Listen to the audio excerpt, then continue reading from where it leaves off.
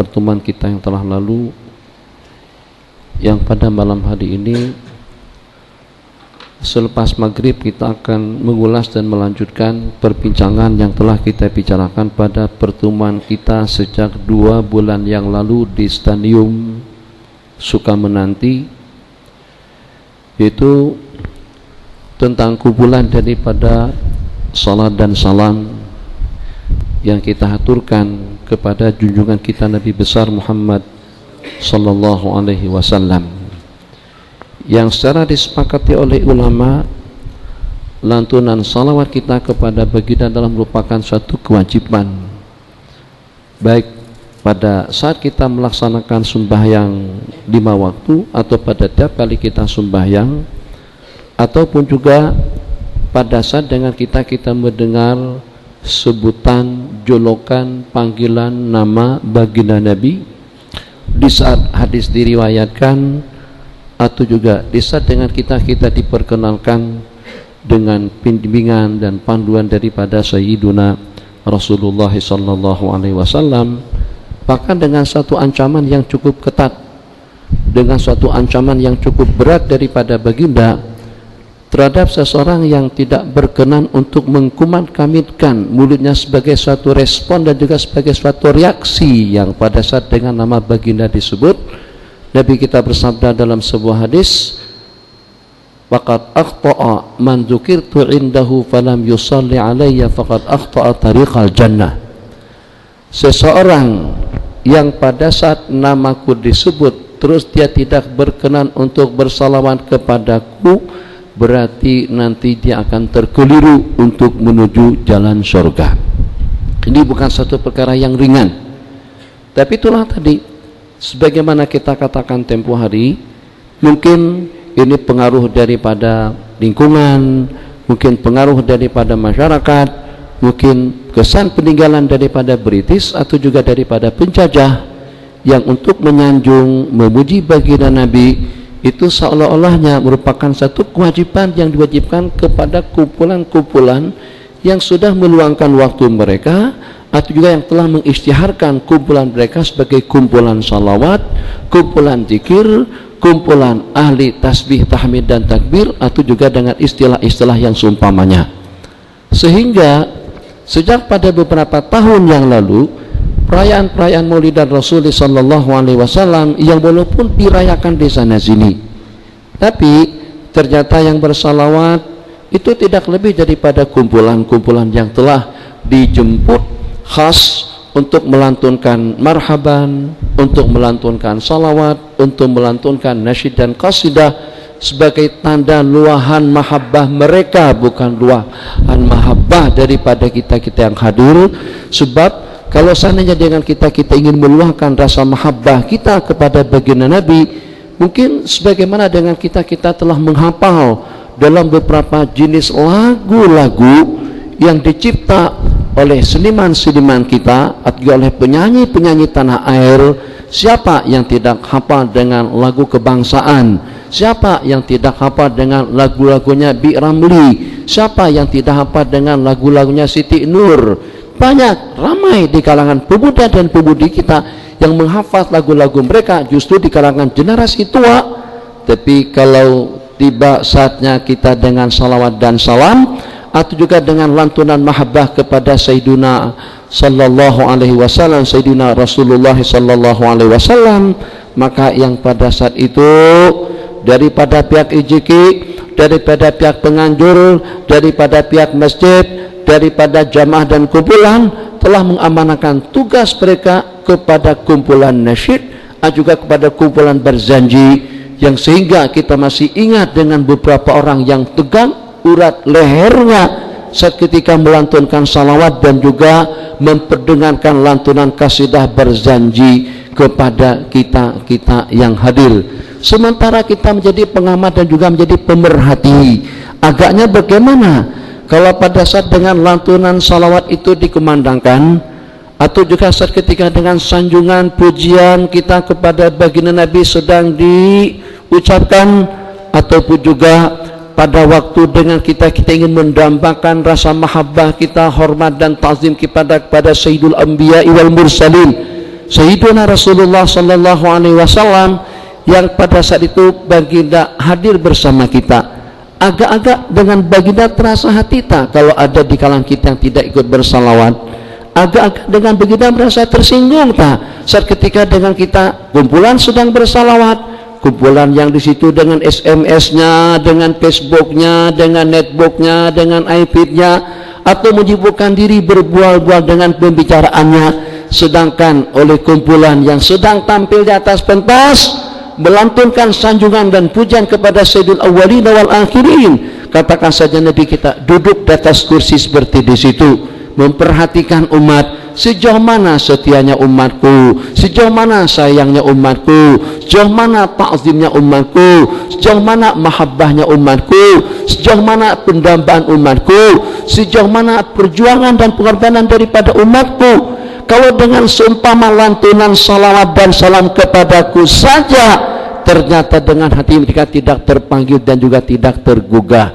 Rasanya apakah itu akan menimbulkan keseronokan, ketenangan, kebahagiaan daripada baginda Nabi yang saat ketika kesatu paduan daripada kita dalam melantunkan sanjungan dan pujian kepada baginda Nabi pun ternyata dengan kita masih kedekut lagi dengan suara, masih kedekut lagi dengan waktu, masih kedekut lagi dengan tenaga, masih kedekut lagi dengan peluang dan kesempatan. Sedangkan sebagaimana kita ketahui tidak ada insan yang paling patut untuk disanjung dan tidak ada manusia yang paling patut untuk kita puji dan juga untuk kita muliakan daripada Sayyiduna Rasulullah sallallahu alaihi wasallam.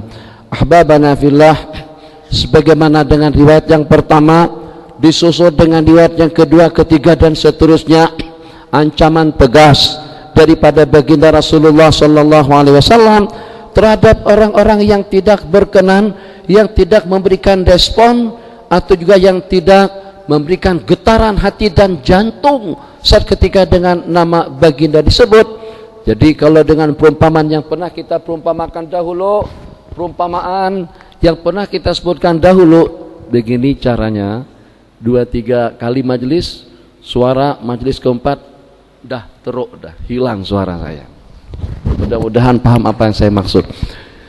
Jadi ini tenaga power yang saya keluarkan. Maka pada saat suara saya nyaring sedikit, ploma diturunkan, saya akan keraskan suara lagi. Hari ketiga daurah tidak akan berakhir sampai ke penghujung. Makanya saya katakan dengan tatap bising sedikit, tapi ini dalam rangka agar dengan suara lebih clear dan juga saya boleh menata tinggi rendahnya suara.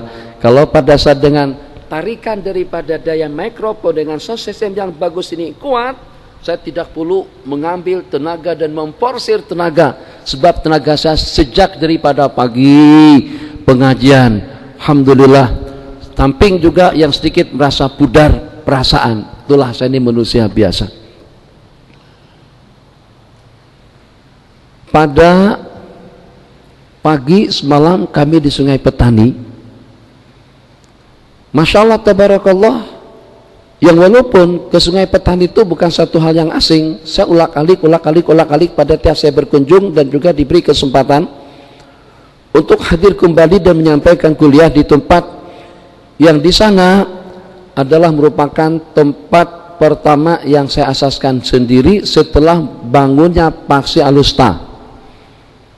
Bermula dengan jamaah kira-kira dalam 150 orang, sehingga menjadi sampai pada ribuan dengan jumlah bilangan yang sudah tidak terhitung, tapi berpindah daripada tempat ke tempat dan juga dengan perpustakaan generasi kepada generasi, yang kalau dikumpulkan semua ahli paksi yang ada di Sungai Petani, saya rasa mungkin sudah sampai sekian ribu. Tapi dengan perputaran waktu dan juga dengan perputaran generasi, insya Allah pada tiap majelis diadakan di sana yang hadir kira-kira daripada 500-an ke atas ataupun juga lebih. Jadi semalam kita dengan pengajian di Paksi daripada pukul 9.30 sampai kira-kira dalam pukul 11, ada kira-kira sambung kembali dengan tazkirah di Masjid Parwaja. Saya cakap situ hanya dalam 15 menit saja, penuh, yang walaupun surau itu hanya surau disebut dengan surau Perwaja, yang walaupun kalau kita melihat suasana yang ada di sekelilingnya, Cik Mahmud tengok Yang ada di sekitarnya tidak lebih daripada gunung muka belakang. Kita terasa pelik. Lokasi yang terpencil di tengah-tengah yang dikelilingi oleh pegunungan atau dengan tanam-tanaman dan pohon-pohonan, tapi manusianya ramai sekali. Bukan setakat surau itu penuh, tapi melempar sampai keluar.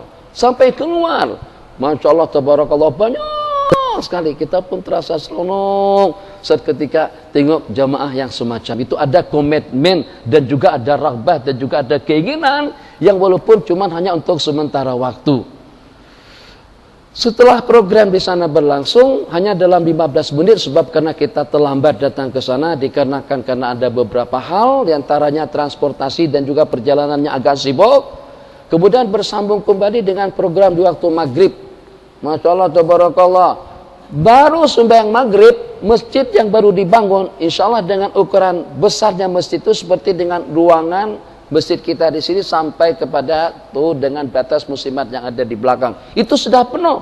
Belum lagi dengan yang mengalir, yang datang lagi selepas maghrib. Begitu juga selepas isya sampai program itu berakhir kira-kira dalam pukul 10 malam kemarin. Alhamdulillah. Begitu juga dengan program di waktu pagi di Masjid La Guna.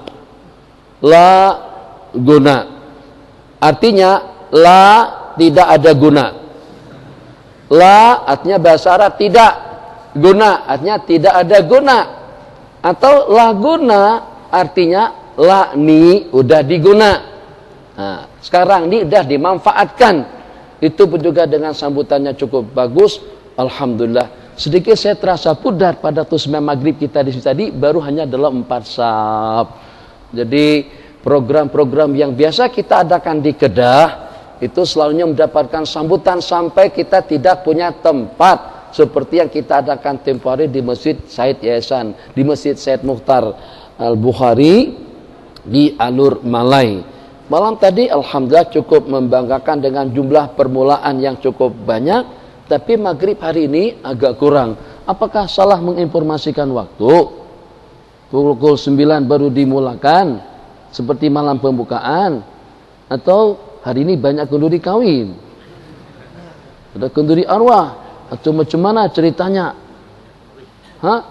Atau memang rasa tidak terlalu perlu lagi lah untuk kita mengadakan daurah di Kedah yang kita adakan pada tiap tahunan. Mungkin sudah waktunya untuk kita pindahkan ke Sabah, ke Sarawak, ke Kuching. Terus terang, kami pada masa datang ke Sabah Sarawak, yang walaupun kita tidak punya waktu dan tidak punya kesempatan untuk menyisihkan waktu kepada mereka, tapi komitmen mereka yang cukup bagus, yang membanggakan hati.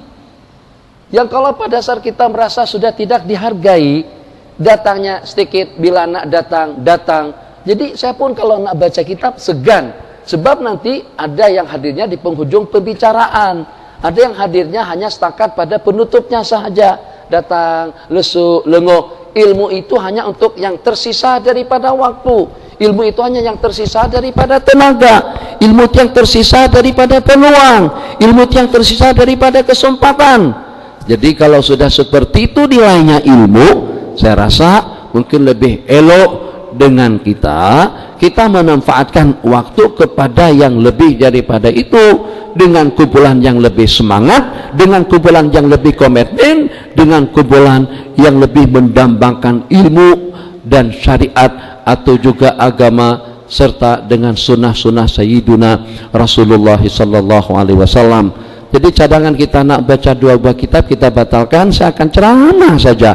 Kalau malam besok mungkin kita pada malam terakhir, kalau sambutan bagus pada malam besok akan kita teruskan sampai kepada malam Selasa. Kalau tidak, saya berhenti, daurah kita hentikan pada malam Senin saja. Saya tidak mau mengemis dengan warga Kedah dan juga tidak mau mengemis dengan masyarakat dan juga dengan umat Islam bangsa Melayu daripada mana saja. Ilmu bukan satu hal yang murah. Untuk mengaji modalnya bukan cuma hanya sekedar hadir, modalnya duit, modalnya tenaga, modalnya kesiapan, modalnya waktu, modalnya semangat, wadahnya cabaran dan juga dengan tantangan hidup, dengan jarak perjalanan yang ditempuh jauh. Ada yang sampai kehilangan telinga, ada yang sampai kehilangan hidung, mencabar sejuk yang terlampau sejuk tanpa dengan peralatan dan juga tanpa dengan kain atau juga dengan selimut yang cukup dan yang memadai, disebabkan karena daun telinga sudah menjadi beku seperti salji atau salju. Begitu tersentuh dengan tembok, telinga kita tersentuh dengan kayu, karena dia lembut tidak ada masalah. Tapi pada saat sudah membatu seperti kayu, begitu tersentuh telinga menjadi patah. Itu pengorbanan dan perjuangan daripada ulama-ulama kita dahulu dan juga dengan generasi yang telah lalu dalam rangka untuk memperlihatkan tadhiyah, pengorbanan mereka terhadap ilmu dan juga mahabbah mereka kepada Sayyidina Rasulullah sallallahu alaihi wasallam. Sebagaimana yang telah kita sebutkan, serba modern, serba canggih, serba bagus, serba indah dan juga serba tertata. Tapi kita tidak mau yang canggih itu teknologinya, yang tertata itu bangunannya, yang bagus itu adalah komunikasinya, yang luar biasa itu adalah kehidupannya. Sementara dengan sebatang kara ini ternyata dengan ibadahnya tidak maju, pengajiannya tidak maju, zikir ibadahnya tidak maju, pendambaan mahabbahnya tidak maju, salawat dan salamnya pun juga tidak maju. Kita tidak mau kemajuan hanya kepada alat dan juga dengan peralatan dan juga dengan transportasi, kendaraan-kendaraan dan juga dengan tempat kediaman yang kita tempati. Tapi kita juga berharap semakin sehari, semakin ke depan, yang walaupun usia kita semakin lanjut, yang walaupun usia kita semakin tua, yang walaupun tenaga kita semakin pudar, tapi sebagaimana yang saya sebutkan kemarin, semangatnya tidak boleh pudar, keinginannya tidak boleh pudar, keazamannya tidak boleh pudar, ibadahnya yang walaupun hanya dengan berduduk di atas kursi pun juga tidak boleh pudar. Begitulah semangat dan juga rancangan untuk masa depan. Niyatul mu'min khairun min amalihi. Niat daripada seorang mukmin itu lebih baik daripada amal perbuatannya. Masya Allah, tabarakallahu ahsanul khaliqin. Kata Imam Sufyan Ats-Tsauri rahimahullahu ta'ala, pada detik-detik terakhir beliau sebelum menghembuskan nafas yang terakhir dalam keadaan sakaratul maut, niatkan haji, niatkan peperangan, niatkan bangun itu, niatkan bangun ini, niatkan tahajud, niatkan sedekah, niatkan menyantuni yatim piatu, niatkan membantu warga emas dan juga orang miskin, niatkan Tuan Guru sedang berada pada detik-detik yang terakhir, tinggal menunggu dalam beberapa saat untuk menghembuskan napas yang terakhir. Kira-kira bila kita berpulang untuk kita datang ke Mekah, bila kita berpeluang untuk kita berziarah ke Madinah, bila kita berpeluang untuk kita berperang di jalan Allah, bila kita berpeluang untuk kita berkunjung dan juga menjumpai dan juga mendatangi para alim ulama, bila dengan kita berpeluang untuk melaksanakan kebaikan yang sebanyak itu, kata beliau menjawab, kalau tenaga kita sudah tidak menunjang, kalau dengan kemampuan kita sudah tidak menyokong, jangan sampai dengan kita bankrupt dengan niat dan juga dengan azam dan rencana yang kita rencanakan. Siapa tahu dengan takdir Allah jasmani kita jadi sehat kembali, siapa tahu dengan takdir Allah dengan umur kita bersambung kembali, siapa tahu dengan takdir Allah kita akan diberikan peluang dan kesempatan kembali. Maka dengan kesempatan yang kedua dan ketiga, di saat peluang sudah diberikan kepada Allah Jalla wa'ala, maka kita akan mampu untuk menerjemahkan janji-janji yang telah kita janjikan kepada Allah Jalla wa'ala. Masya Allah, tabarakallah. Pun juga dalam keadaan sakaratil maut, Al-Imam Al-Qadhi Aba Yusuf rahimahullahu ta'ala, di mana dengan beliau pada saat itu, tinggal menunggu menghembuskan napas yang terakhir, yang pada saat itu beliau bertanya kepada murid dan juga kepada orang-orang dekat beliau. Kata beliau, sahabat-sahabatku, keadaan yang seperti apa yang paling afdal untuk kita melontar? Dengan keadaan yang seperti apa Apakah dengan cara berkendaraan atau juga dengan berjalan kaki? Kalau pada saat kita melontar, membaling batu di Jamratul Aqabah, setelah kita melantunkan talbiyah, labbaik Allahumma labbaik, labbaik la syarika laka labbaik, innal hamda wa ni'mata laka wal mulk la syarika lak, sampai ke Jamratul Aqabah kita akan membaling, akan melemparkan 7 biji batu dan satu persatu akan kita lemparkan dengan lantunan Bismillahi Allahu Akbar, Bismillahi Allahu Akbar walillahil hamd. Seperti itu, Masya Allah tabarakallah. Itu pada hari yang pertama dengan 7 biji batu. Sementara pada hari yang kedua dan ketiga dan seterusnya, pada 3 hari tasyrik, kita akan melempar 777 jamratul ula, wusta dan aqabah. Pada tiap hari kita lontarkan setelah gelincir matahari. Tuan Guru, kondisi dan kesehatan Tuan Guru sudah tidak memungkinkan untuk Tuan Guru membahas dan juga mengulas dan mempertanyakan pertanyaan yang seperti itu.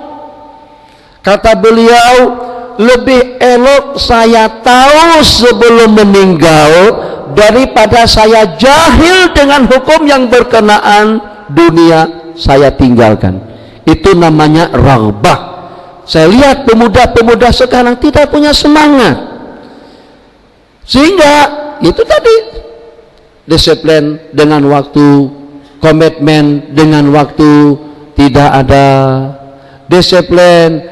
Ada catatan, sebagian besar hanya menggunakan 2 kuping dengan 2 telinga sahaja, yang tentunya kita bukan Imam Syafi'i, yang tentunya kita bukan Imam Bukhari, yang tentunya kita bukan Imam Malik, yang kalau dengan mereka maji-maji yang tua-tua saya tak kisah, orang-orang yang sudah berumur saya tak kisah. Ini saya tujukan kepada pemuda-pemuda supaya haji lepas di bawah 30 tahun. Sebab mereka ini generasi yang kita harapkan. Kalau mereka ini tidak memberikan tumpuan kepada ilmu dan tidak memberikan tumpuan kepada agama, jangan terlalu menghayal Islam akan boleh dilaksanakan. Dari mana? Semampu apa? Jadi kalau kita nak berbicara dengan bahasa yang lebih bising, dengan bahasa yang lebih pedas kepada 2 telinga, iPad, netbook, begitu juga dengan handphone, tab, MP3, itu adalah peralatan yang menyebabkan generasi kita menjadi bodoh dalam dunia ilmu agama. Kenapa? Sebab kita rekam, kita tak ada lagi urusan untuk menulis, kita tidak ada lagi cadangan untuk melihat, kita tidak ada rencana lagi untuk membuka, kita tidak ada usaha lagi dan tidak ada mujahadah untuk ambil kitab, buka, kemudian kita baca, kemudian kita pelajari. Kenapa? Sebab sudah terekam dalam satu hard disk, sudah terekam dalam satu desket, sudah tersimpan dalam MP3, maka rasa-rasanya kewajiban kita sudah terlaksana. Sementara dahulu ada mujahadahnya. Saya naik ke Masjid Sultan Hasan yang berseberangan dengan Masjid Shah Iran di Mesir. Naik tangganya tinggi sekali, jalan pusing Isya belum lagi, pusing sampai ke atas. Ternyata di atas terdapat 4 lokasi untuk pengajian 4 mazhab: Imam Syafi'i, mazhab Imam Hanafi, mazhab Imam Hambal, mazhab Imam Malik. Ada 4 lokasi untuk pengajian 4 mazhab. Jadi begitu kita sampai di atas, setelah dengan pusingan dan juga putaran tangga yang begitu tinggi dan jauh, sampai ke situ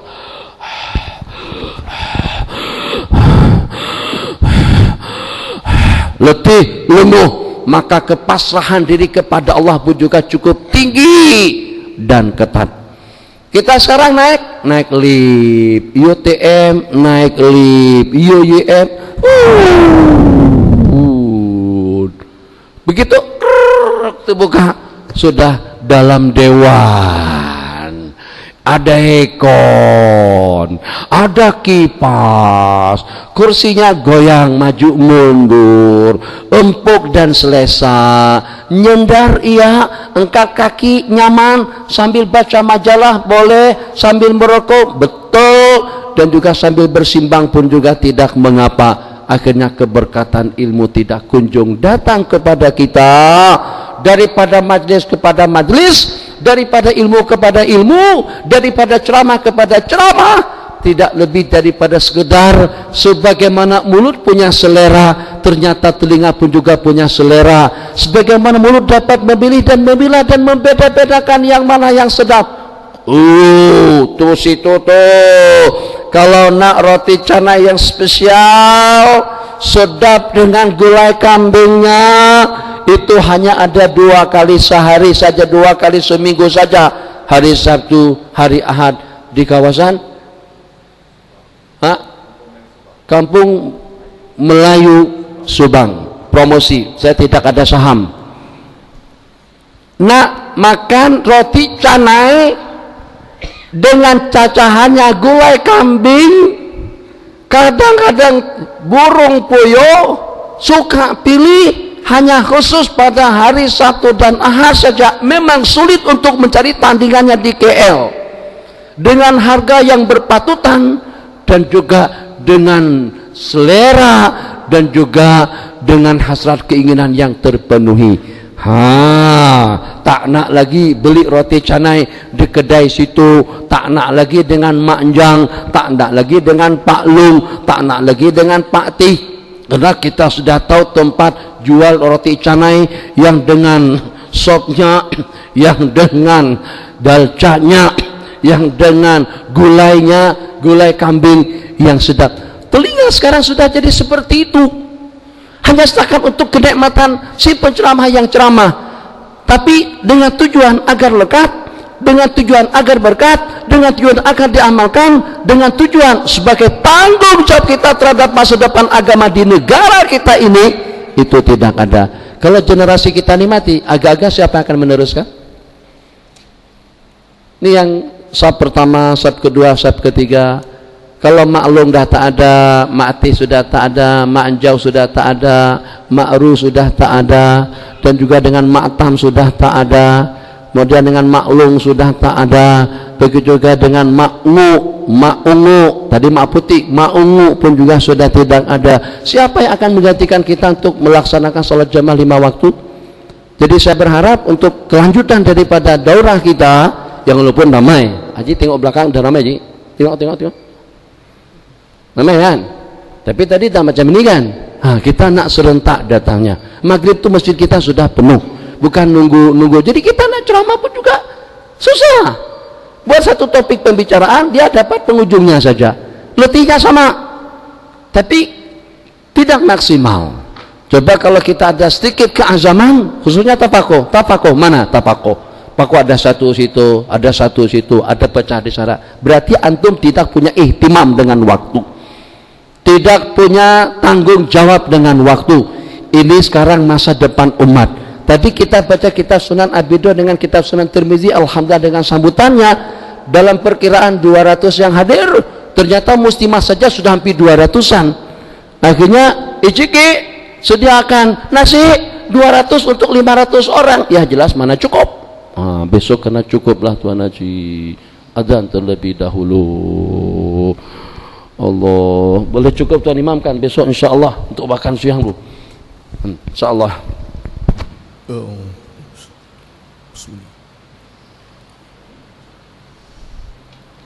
Allahu Akbar, Allahu Akbar.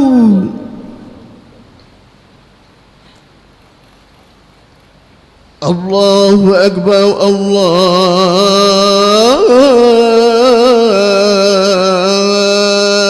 Akbar.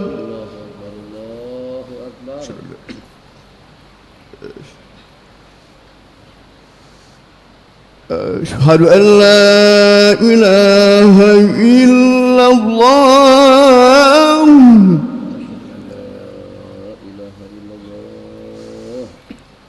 Asyhadu an la ilaha illallah.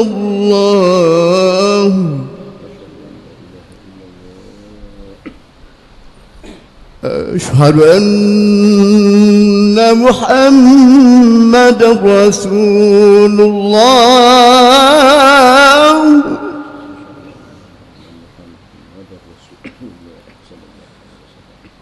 أشهد أن محمدا رسول الله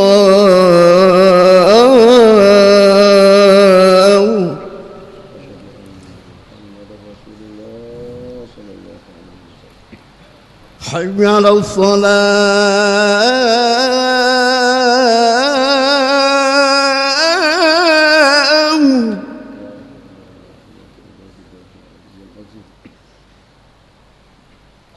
حي على الصلاة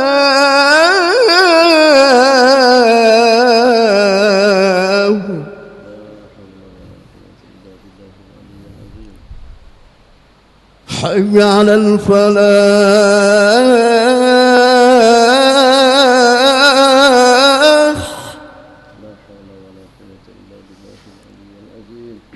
حي على الفلاح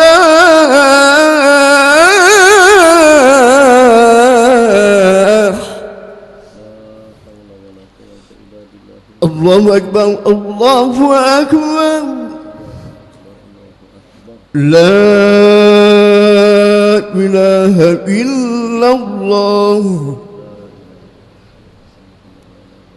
اللهم رب هذه الدعوة التامة والصلاة القائمة آتي سيدنا محمدا الوسيلة والفضيلة والدرجة العالية الرفيعة وابعثه مقاما محمودا الذي وعدته إنك لا تخلف الميعاد سبحان الله والحمد لله ولا إله إلا الله والله أكبر سبحان الله والحمد لله ولا إله إلا الله والله أكبر. Angkat kitab. Subhanallah walhamdulillah ولا إله إلا الله والله أكبر سبحان الله والحمد لله إله إلا الله والله أكبر سبحان الله والحمد لله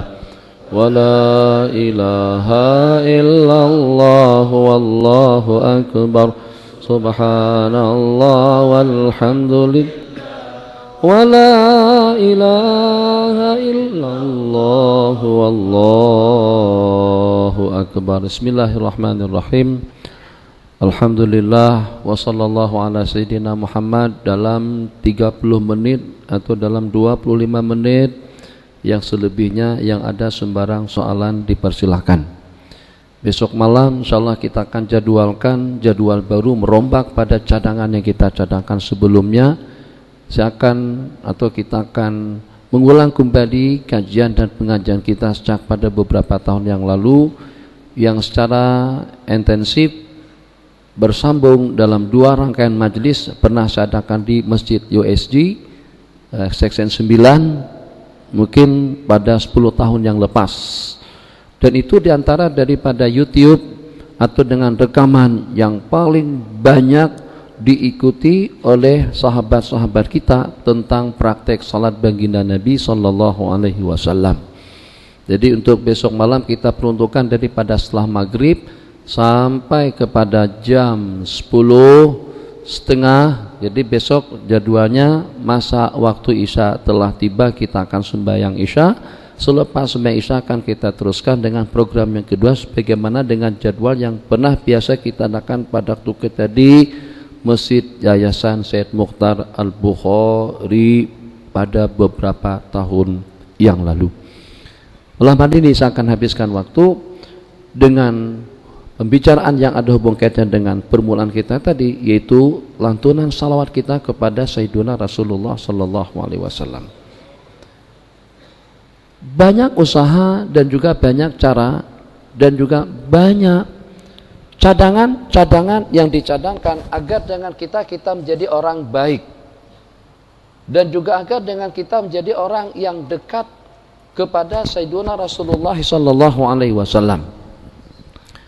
Saya rasa mungkin sudah waktunya untuk saya kongsikan satu pengalaman yang pernah saya sebut pada pertemuan yang telah lalu, pengalaman yang pernah dialami oleh seseorang yang dengan seseorang tersebut itu ramai yang kenal, mungkin semuanya kenal di kalangan yang hadir pada majelis pertemuan kita di malam hari ini. Sejak daripada kecil, setelah mengaji dengan beberapa tuk guru, dari rumah ke masjid, dari masjid ke rumah, daripada rumah ke maspalah, daripada maspalah ke masjid, begitulah sepanjang waktu. Begitu mendengar satu ungkapan secara tuntas tentang amalan-amalan yang patut diamalkan pada malam hari dan siang hari Jumat, yang dengan jumlah bilangannya tidak kurang daripada 40 macam amalan, dan juga dengan pedoman kitab yang ditulis Tau'us Syam'ah fi Khasaisi Yaumil Jum'ah, pancaran daripada lilin yang bersinar tentang khasiat atau tentang jenis-jenis amalan yang diamalkan pada hari Jumat, sampai kepada riwayat yang menyatakan barang siapa mandi pada malam hari Jumat kemudian berpakaian serba putih dengan wangi-wangian yang harum, kemudian sembahyang 2 rakaat yang pada tiap rakaatnya membaca Fatihatul Kitab dan Kulhu sebanyak 500 kali, begitulah juga pada rakaat yang kedua akan Allah karuniakan untuk bertemu dengan baginda Nabi.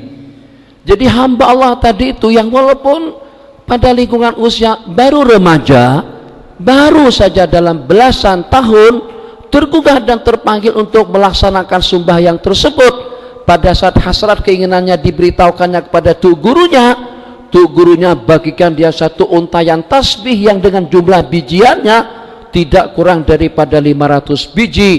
Nih yang 100, nih yang 100, seperti ini panjangnya, yang itu 5 kali ini. Jadi kalau pada saat dengan kita berdiri semacam itu, maka dengan untayan daripada penghujung tasbih sampai ke lantai, Bismillahirrahmanirrahim, Qul huwallahu ahad, Allahus samad, lam yalid walam yulad walam yakul lahu kufuwan ahad. Bismillahirrahmanirrahim, Qul huwallahu ahad. Boleh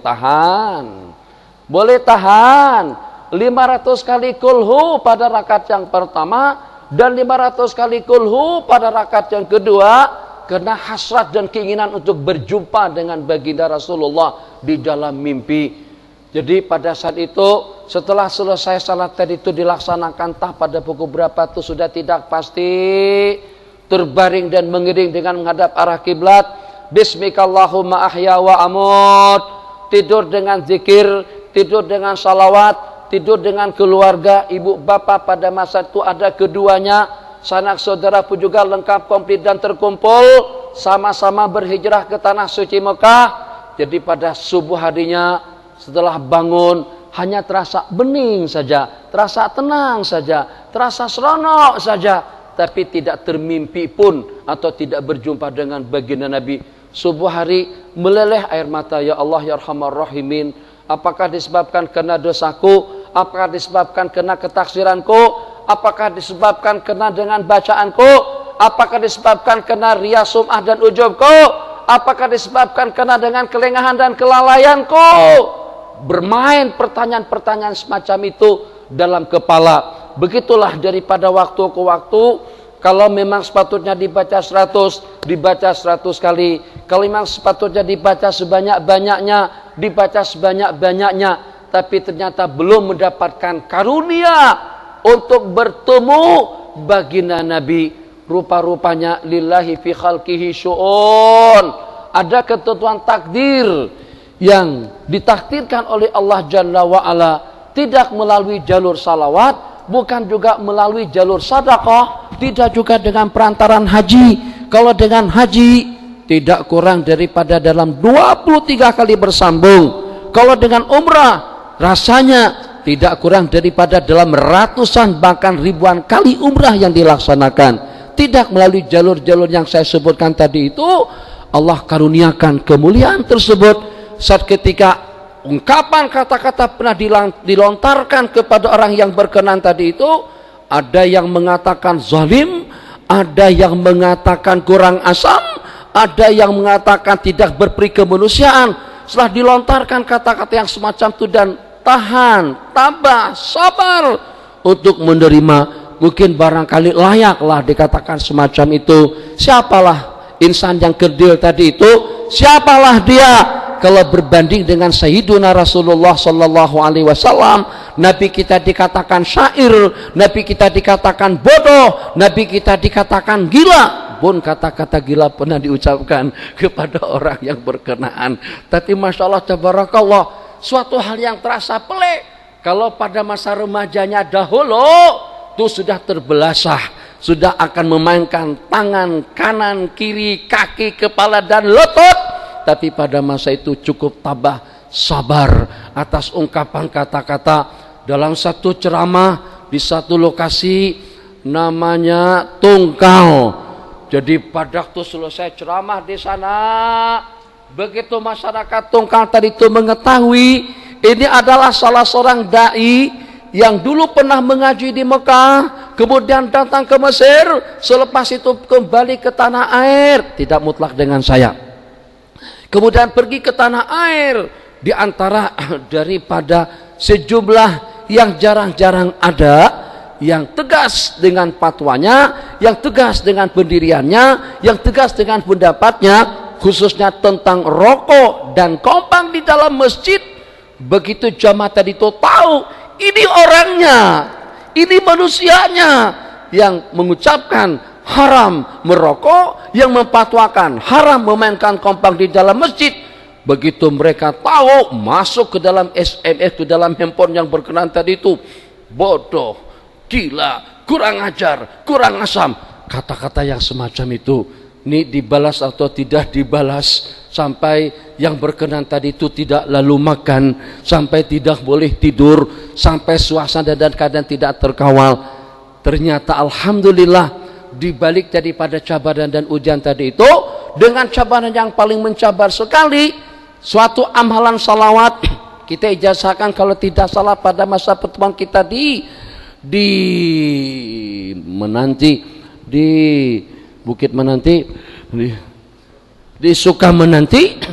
Jadi saya katakan diantara daripada qasiat, Allahumma salli ala Sayyidina Muhammadin nuril anwar wa sirril asrar wa tiryakil aghyar wa miftahi babil yasar Sayyidina Muhammadinil mukhtar wa alihil athhar wa ashabil akhyar adada ni'amillahi wa ifdalih.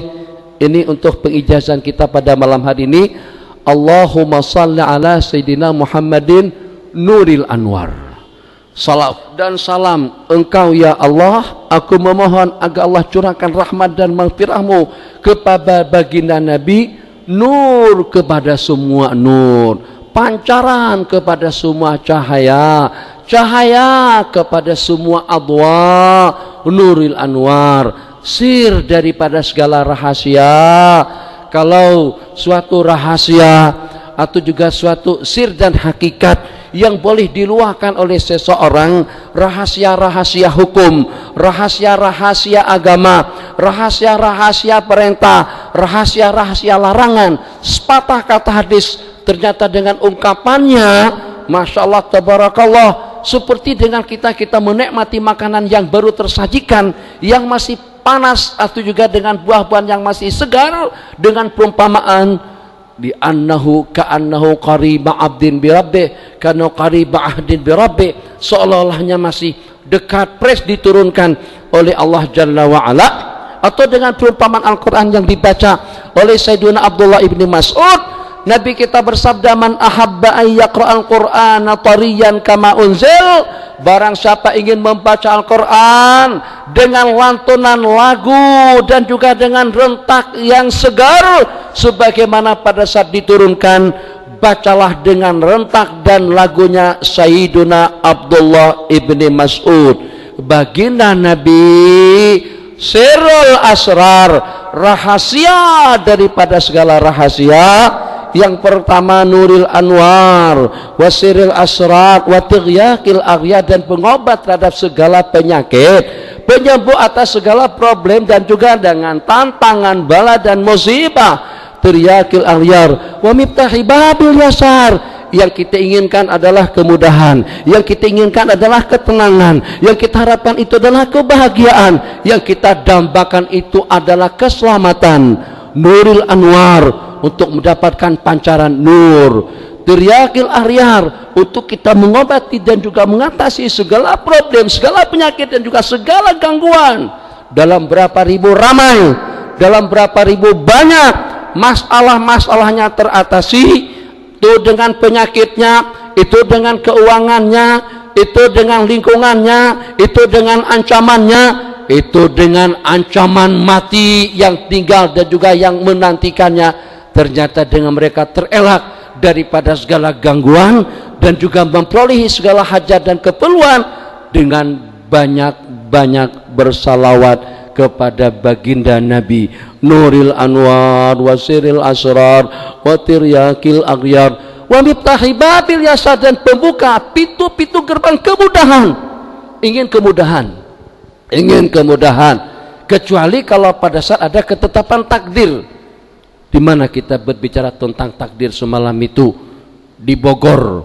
Kalau Allah dah takdir, maka ketetapan takdir itu tidak akan mampu diangkat dengan amalan. Tapi kalau tidak ada takdir daripada Allah, ancaman yang mungkin akan mengancam, musibah yang mungkin akan berlaku, itu akan boleh terperisai dan juga akan terelak dengan amalan zikir, tasbih, tahmid, takbir yang kita laksanakan.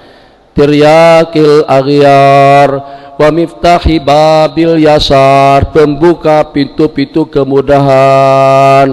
Wa tiryakil aghyar wa miftahi babil yasar. Siapa? Sayyidina Muhammadinil Mukhtar, penghulu kita Nabi Muhammad yang terpilih.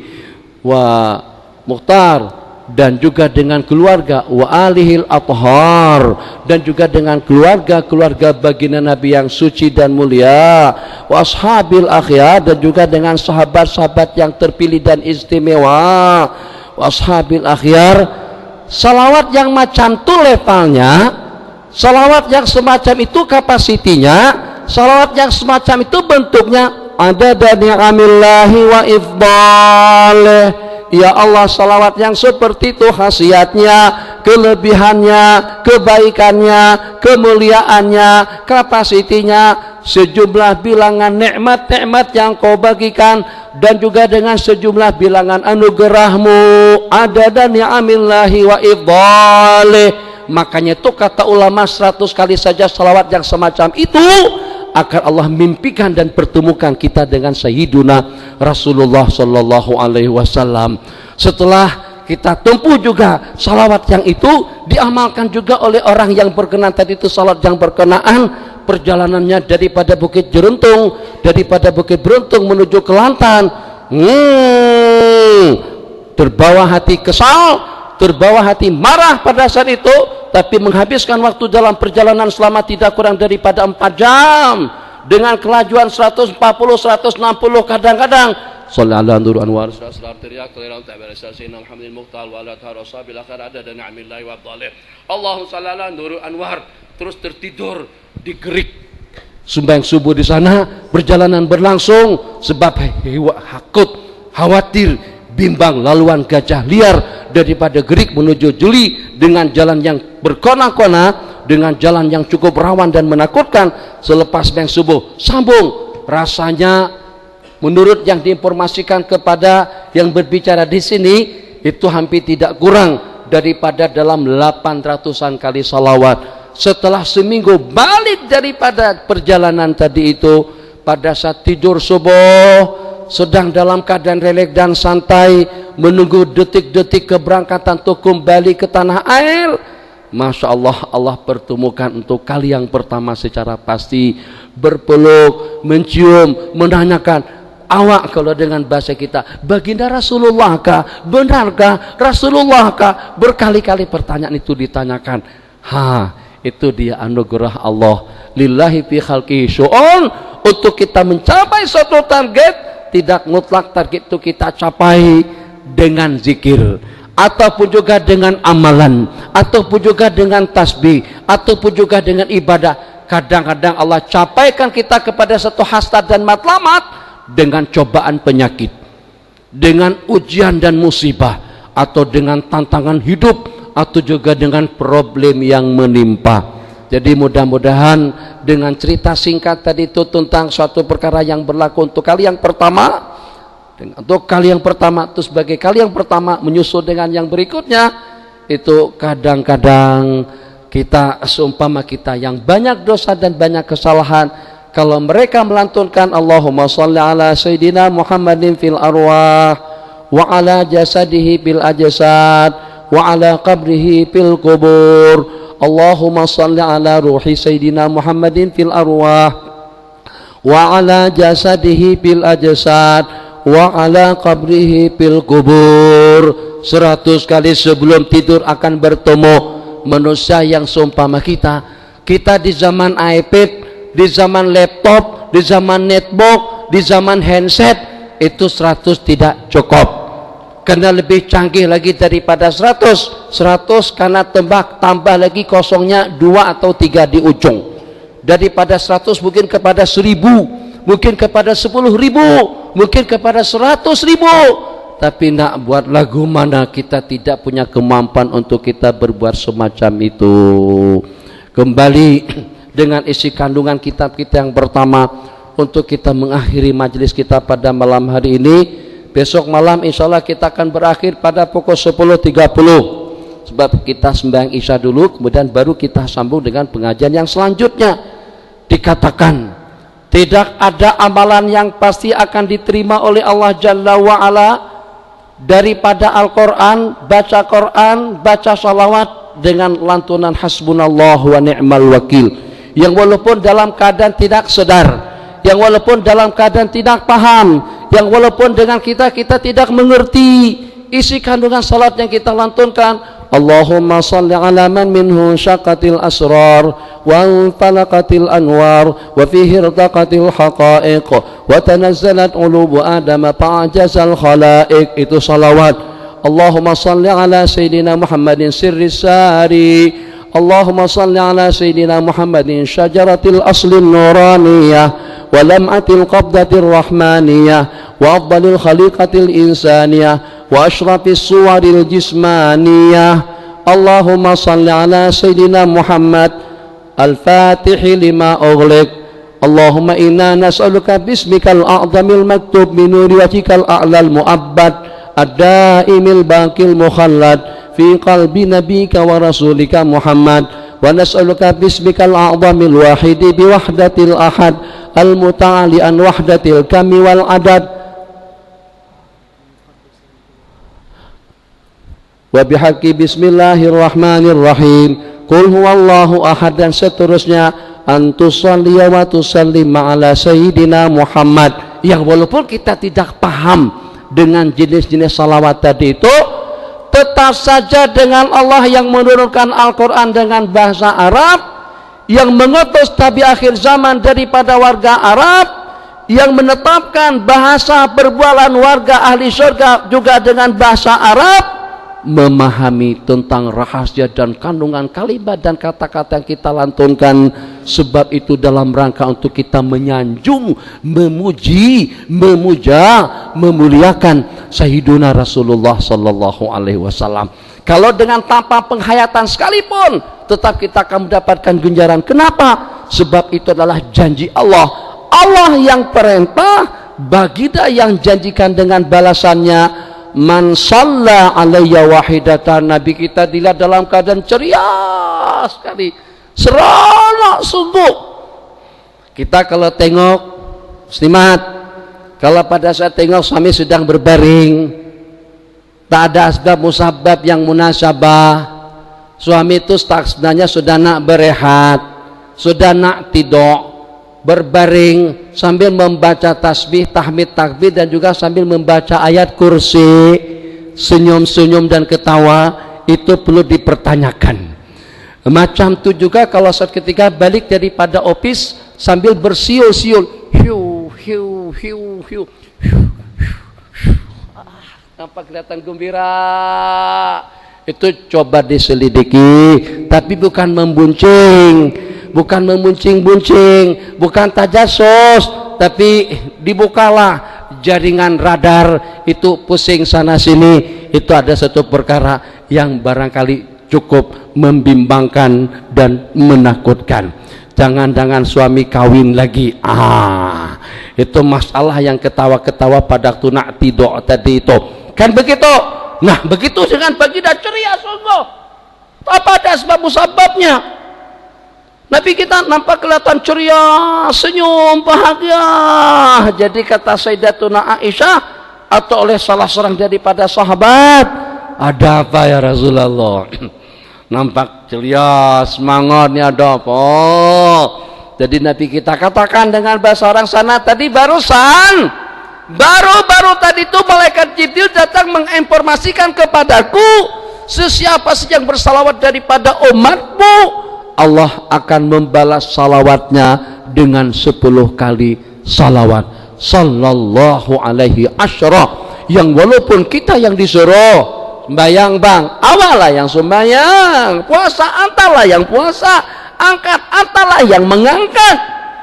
Kalau saya minta bang, coba diangkat handset tuh, jangan orang lain yang mengangkat, abang sendiri yang angkat, sebab abang yang saya suruh makan kan, turunkan kaki itu, suruh duduk, suruh berdiri, suruh bangun, suruh tidur, suruh pergi, begitu sepatutnya. Itu kan logiknya macam tuh. Kalau memang kita yang disuruh, jangan sampai dengan kita mengamanahkan perintah kepada orang lain. Allah suruh perintah kita untuk melakukan sesuatu. Ya ayyuhalladzina amanu, wahai orang-orang yang beriman, sallu alaihi wasallimu taslima, bersalawatlah dan ucapkanlah salam sejahtera kepadanya. Maksudnya kepada baginda Nabi. Yang disuruh untuk bersalawat dan melantunkan salam itu adalah kita. Tapi ternyata pada saat dengan kita memenuhi perintah, pada waktu kita menjunjung tinggi dengan amaran tersebut, justru dengan kita meminta kepada Allah untuk melantunkan dan juga untuk menghaturkan lantunan salawat kepada baginda. Jadi yang sepatutnya usolli ala sayyidina Muhammad, ternyata kita tak macam tu. Kalau kita bersalawat kepada baginda Nabi, Allahumma ya Allah salli ala sayyidina Muhammad, bersalawatlah kepada Nabi Muhammad. Kalau kita dengan pertanyaannya, yang disuruh bersalawat itu adalah kita, kenapa kita minta Allah untuk bersalawat? Itu pertanyaan. Sebab tidak ada yang tahu nilai, makam, kedudukan, kemuliaan, kesucian, ketinggian makam baginda Nabi selain Allah Jalla wa'ala.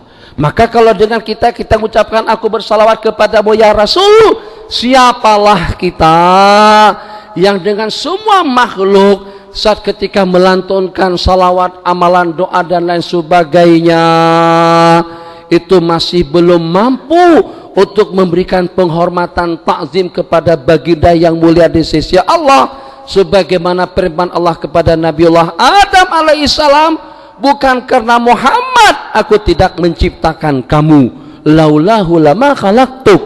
Jadi Allah berfirman menjelaskan kepada Nabiullah Adam alaihissalam yang bertawasul, ya Allah ampunkan dosa kesalahanku, ampunkan ketaksiran dan kelengahan dan kelupaanku dengan kemuliaan Nabi Muhammad. Allah bertanya, wa ma adraka bi Muhammad, dari mana anda tahu tentang Muhammad? Apakah kamu pernah mengenal sebelumnya? Pernah ber-SMS-an? Pernah ber-Facebookan? Pernah hantar email? Pernah jumpa? Pernah ketemu? Tidak ya Allah, tapi hanya aku saat ketika berada di dalam surga, tiang mendiang yang ada di arasmu dan juga tempat-tempat yang ada di sana sini, tiap ada terpampang tulisan Allah, ada di sampingnya tulisan Muhammad. Maka aku mengambil kesimpulan dan berkeyakinan tidak akan mungkin berhampiran nama dengan nama Allah Jalla wa'ala, melainkan insan yang paling mulia di sisi Allah Subhanahu wa ta'ala. Maka Allah berfirman kepada Nabi Allah Adam alaihissalam, kalau bukan karena Muhammad aku tidak akan menciptakan kamu. Bahkan dalam sebuah hadis, karena Nabi Muhammad lah Allah ciptakan dunia dengan segala-galanya. Itu sedikit tentang kemuliaan baginda Nabi sallallahu alaihi wasallam. Karena kita ini kerdil, mulut kita ini kotor, berbohong, mengopat, mengadu domba, menerima informasi yang tidak pasti, kita war-warkan ke sana dan kemari. Apakah memang yang sebenarnya seperti itu kita masih belum tahu. Sedangkan dengan kesannya mungkin akan mencemarkan nama daripada seseorang. Mulut yang sumpah mulut kita, bahkan sumpah mulut yang lebih mulia daripada mulut kita pun masih tidak akan mampu untuk melantunkan salawat yang sewajarnya sebagaimana yang telah diperintahkan oleh Allah Jalla wa'ala. Maka kita pasrah kepada Sang Pencipta, ajarkanlah kepada kami, tidak perlu diajarkan. Kita memohon kepada Allah, Allahumma, wahai Sang Pencipta kami, ya Allah, salli ala Sayyidina Muhammad, curahkanlah maghfirah dan rahmatmu kepada Sang Kekasihmu Nabi Yuna Muhammad ibn Abdillah. Itu yang Nabi kita kata, manusia yang paling kedekut, manusia yang paling pelit, manusia yang paling bakhil, yang kalau pada saat nama aku disebut dia tidak bersalawat kepadaku. Kita tidak mau tergolong dalam kumpulan yang semacam itu. Masih ada kira-kira dalam 15 hari bulan Rabiul Awal tadi diadakan peringatan Maulid. Malam sebelumnya diadakan peringatan Maulid, kadang-kadang sampai ke penghujung bulan ikut bersama melantunkan salat dan salam, pendambaan mahabbah kita kepada baginda Nabi, terjemahkan perasaan kita yang berkubar-kubar di dalam hati. Sebagaimana teman-teman kita pernah menonton film-film cinta, diantaranya ayat-ayat cinta, diantaranya cinta bertasbih, diantaranya tasbih bercinta, atau dengan nama-nama yang seumpamanya. Jadi pada saat Fakhri mengecup mulutnya Maria, Haji nonton nih, saat ketika dengan Fakhri mengecup mulutnya Maria yang sudah pitam dan pingsan, detik-detik terakhirnya, kenangan indahnya hanya semata-mata Fakhri. Sebutan sepanjang waktunya Fakhri, Fakhri, Fakhri, kawin dengan Aisyah, Fakhri, Fakhri.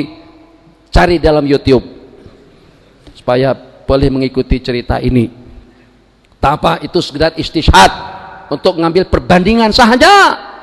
Begitu Fakhri datang menziarahi Maria yang sedang terlantar sakit, yang tinggal pada detik-detik terakhir untuk menunggu kematian, begitu dengan kecupan mesra dengan penuh mahabbah dan cinta daripada Fakhri, atau dengan Irwan, atau dengan sebaliknya Irwan mencintai Irna, di mana kau sekarang?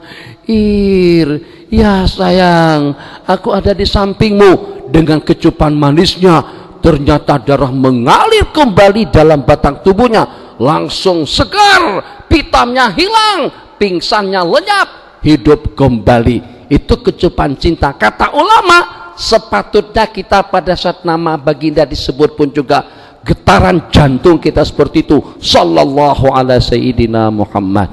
Ini gambaran dan langkah pertama daripada para sahabat Nabi yang pada saat kunjungan Sayyidul Awwalin wal Akhirin, hijrah Nabi kita ke Madinah dengan Sayyidina Abi Bakrin. Orang ramai tidak tahu yang mana Rasul. Nabi kita dengan penampilan yang sama dan juga dengan gaya yang sama, yang tidak membeda-bedakan pakaian dan juga penampilan daripada orang ramai. Dededak, dededak, dededak, pelan sedikit itu kuda. Dededak, dak, dak, dededak, dak, dak, itu drum band, itu drum polis. Dededak, dak, dak, dak, dak, dak, dak, dak, dak, dak, itu kereta api. Cemana bunyinya? Onta itu berjalan macam mana? Dak, dok, dak, dok, dak, dok. Jadi pada saat itu orang ramai perhatikan, mesti yang lebih tua, mesti yang jenggotan putih, mesti yang kelihatan lebih bening, itu adalah Rasulullah. Maka kena kesalahpahaman daripada masyarakat tadi itu, maka Sayyidina Abi Bakr ini Siddiq radhiyallahu ta'ala anhu pindahkan payung, payungin baginda Nabi yang walaupun tidak ada pancaran cahaya panas. Kemana Nabi kita pergi? Mungkin kita ingat dengan cerita Bihira, salah seorang pendeta, kafilah dagang Quraisy dijemput untuk hadir, dijemput untuk datang. Karena apa agaknya? Apakah kena tokoh-tokoh masyarakat? Apakah kira-kira kena tokoh-tokoh Quraisy? Tidak. Setelah kafilah tadi itu mengambil posisi masing-masing, mengambil tempat yang teduh, sajian nasi kerabu dengan nasi dagang dan juga dengan nasi goreng. Misalkan saja oleh Buhaira. Kata Buhaira, sudah habis? Kata mereka, sudah. Tengok, cam, perhati. Ini tidak ada di sini. Yang saya tengok tadi, yang pada saat kafilah itu berjalan, awan ikut pergi. Prasanta, pernah pengajian saya di sini buyar, yang daripada 100 menjadi kepada dalam 70-an atau 60-an, karena pada saat itu saya komen kepada seseorang yang memperumpamakan baginda Nabi dengan budak kampung.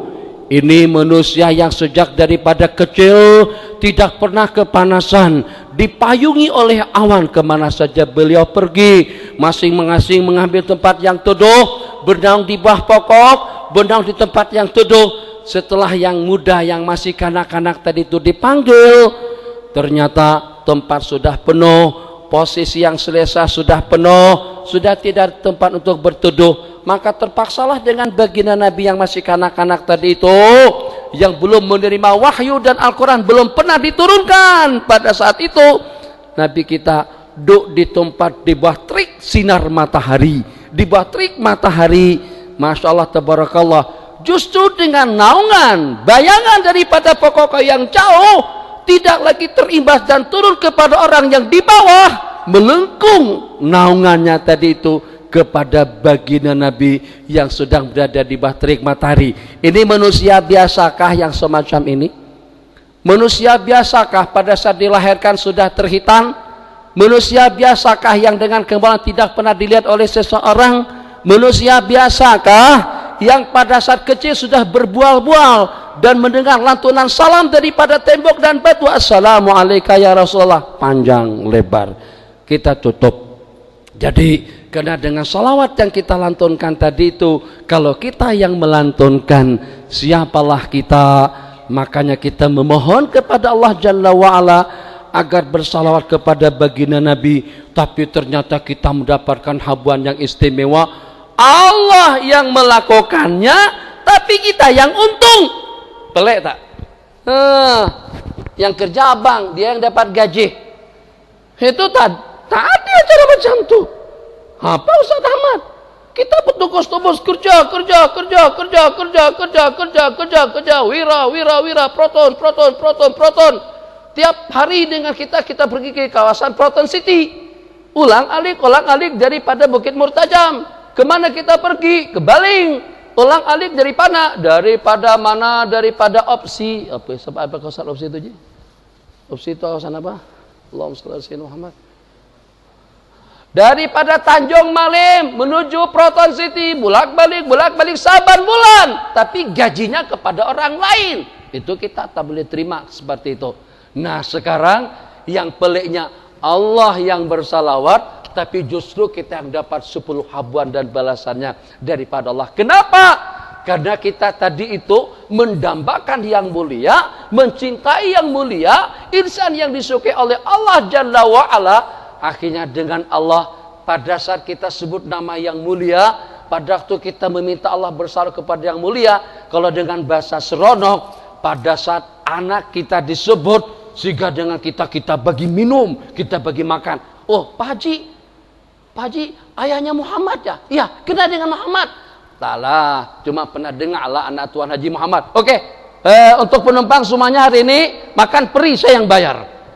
Baru disebut nama anak saja, penumpang semuanya dapat makan secara free, secara gratis. Kenapa? Karena saking kena terlampau sayangnya kita dengan anak. Macam itulah karena cintanya Allah kepada baginda Nabi. Siapa saja yang mendapatkan mahabbah salawat kepada baginda Nabi, yang walaupun salawatnya daripada Allah, akan mendapatkan balasan 10 kali salawat daripada Allah Jalla wa'ala. Ulama sepakat mengatakan 1 kali salawat daripada Allah itu lebih mahal, lebih berarti nilainya daripada ibadah manusia dan jin sejak Allah ciptakan makhluk sampai kepada hari kiamat. Macam mana kalau sampai dalam 10 kali salawat dari malam hari ini? Cukuplah dengan lagu, dengan nasyid, dengan puisi. Kalau nak juga sewaktu-waktu, tapi kita banyakkan dan kita sibukkan diri kita dengan lantunan salawat. Kalau tak boleh dengan salawat-salawat yang kita kongsikan tadi itu karena terlampau panjang dan juga susah untuk dihafal, takkan dengan kita tidak hafal dengan salawat. Allahumma salli ala Muhammad ya Rabb Ali alaihi wasallim. Allahumma salli ala Muhammad ya Rabbi salli alaihi wasallim.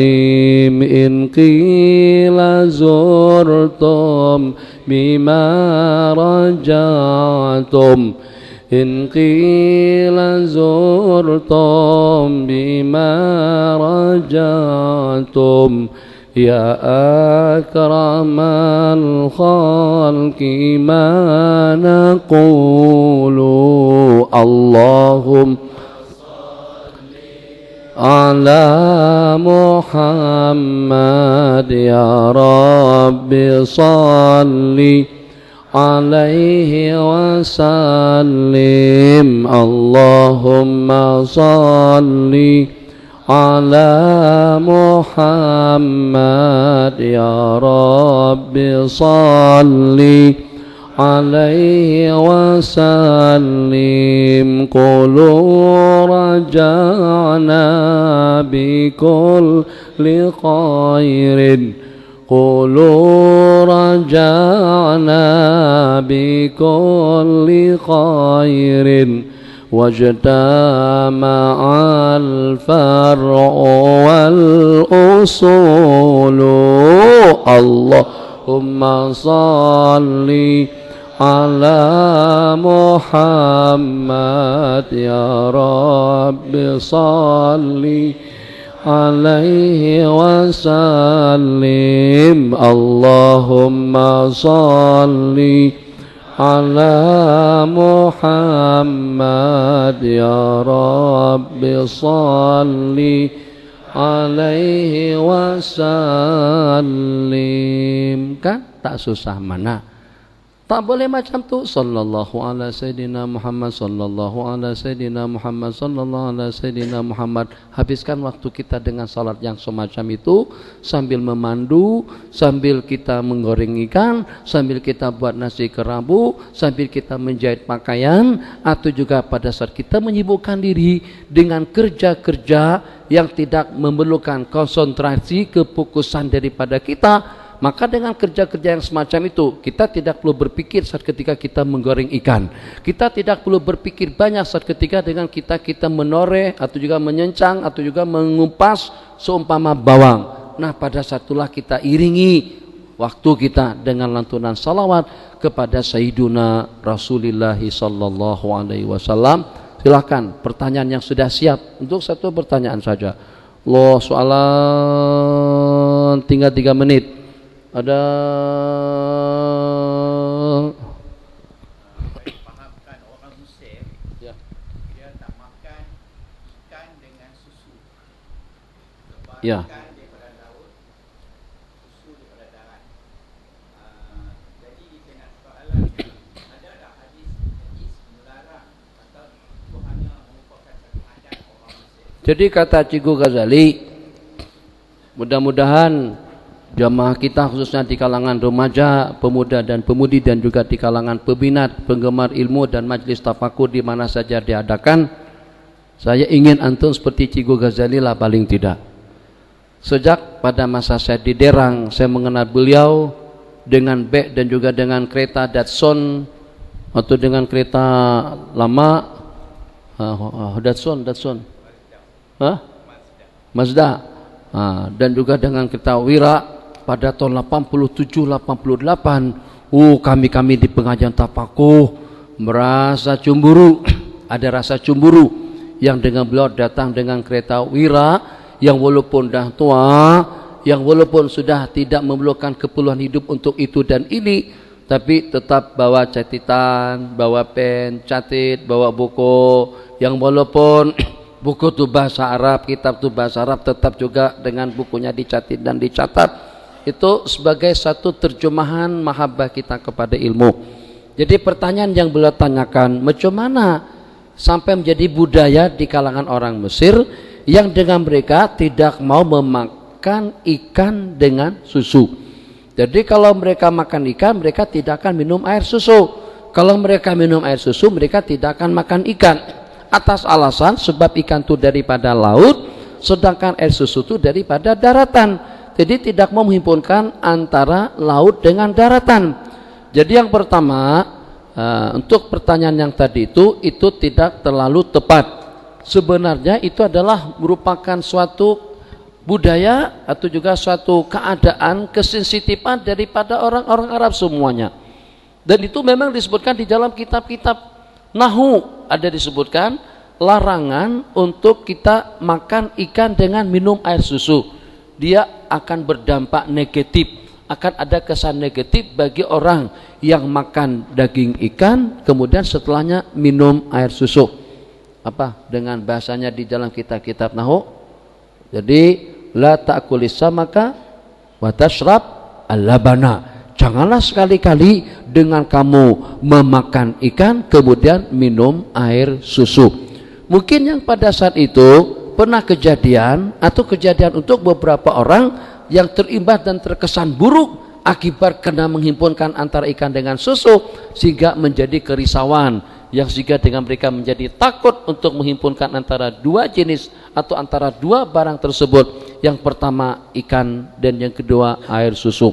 Jadi untuk larangan tidak ada, untuk cegahan daripada hadis pun juga tidak ada. Akan tetapi kalau memang terbukti dengan penelitian ilmu atau juga dengan kajian daripada pihak mana saja dampak negatif, kesan buruk atau dengan perkara yang negatif daripada makan ikan dengan minum air susu, ya tentu itu bukan hanya untuk orang Arab, maka dengan sumpama kita pun patut juga dengan kita untuk kita mengelakkannya. Atau wabillahi taufik. Insyaallah pengajian besok tepat waktu pada pukul 9, terlambat sedikit 9 sesuku sebagaimana jadwalnya dengan kitab Sunan Abi Daud, dan setelahnya daripada pukul 11 kita dengan kitab Sunan At-Tirmidzi, tapi besok kita akan berhenti sampai pada pukul 12.30. Kemudian untuk sebelah petangnya, untuk sebelah tengah harinya, petangnya ada, nanti tengok situ, ada jadwalnya, tengok situ.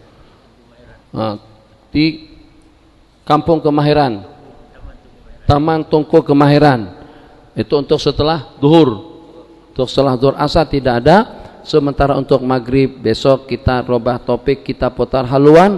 Insyaallah kita besok akan mempraktikkan atau akan membicarakan cara pelaksanaan sembahyang secara sunnah. Sallu kama ra'aitumuni usalli, daripada berwudu sampai kepada assalamualaikum.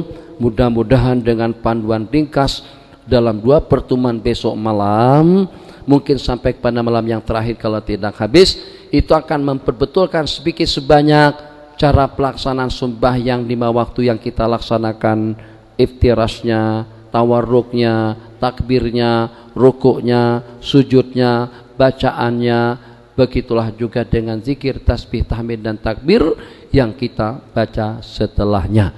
Jadi kita berharap tidak seperti malam hari ini. Jadi ini kenapa jadwal jadi terubah? Mungkin lama yang tidak tahu, karena kita tidak komitmen dengan waktu. Saya tidak terbiasa seperti itu. Di KL kalau saya sudah lihat seperti itu, mungkin rubah tajuk, ima kita dah batalkan saja pengajian itu.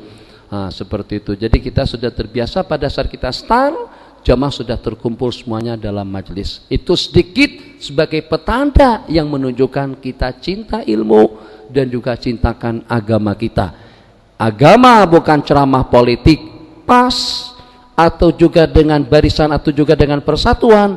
Agama itulah praktek hidup yang kita laksanakan dalam kehidupan kita sehari-hari. Kalau Islam itu hanya untuk ceramah, semuanya boleh ceramah, semuanya boleh berbicara tentang Islam. Kita tidak mau untuk kita melaksanakan syariat Allah hanya terhad dan terbatas dengan ceramahnya saja. Buktikan ceramah Anda tadi itu, sudah betul tak sembahyangmu secara sunnah, sudah betul tak pakaianmu secara sunnah, sudah betulkah pergaulanmu secara sunnah. Itu yang kita harapkan. Jadi kita menghimbau kepada sahabat-sahabat kita yang menyologankan Islam itu sebagai penyelamat, Islam itu sebagai jalan keluar, Islam itu sebagai penyelesaian yang paling ideal. Mari kita bersama untuk mempelajari bahagian yang terpenting daripada Islam. Itu adalah silah penghubung antara kita dengan Sang Pencipta. Tapi kita harapkan kita komitmen dengan waktu sembahyang maghrib berjamaah di sini. Kalau tidak pun begitu kita start dengan jamaah kita semuanya sudah terkumpul. Wallahu a'lam wa sallallahu ala sayyidina Muhammad wa ala alihi wa sahbihi wa sallam wa aqimis shalah qamat. Wallahu a'lam. Tuan Imam. Assalamualaikum.